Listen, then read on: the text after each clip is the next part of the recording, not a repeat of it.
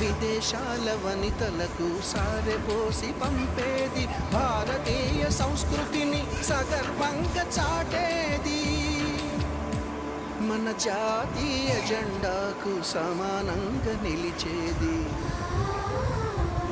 చీరలోని గొప్పతనం తెలుసుకో,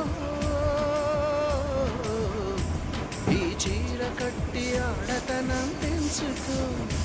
సింగారమనే దారంతో చేసింది చీర, ఆనందమనే రంగులనే అద్దింది చీర, మమకారమనే మగ్గంపై నేసింది చీర.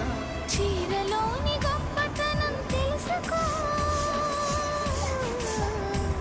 ఈ చీర కట్టి